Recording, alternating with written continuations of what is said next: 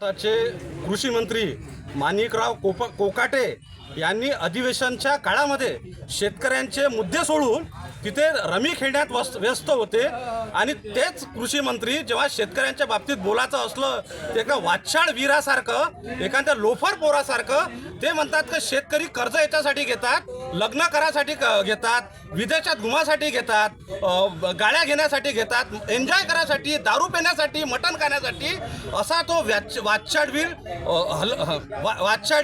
कोकाटे कृषी मंत्री त्याचा आम्ही जाहीर निषेध करतो।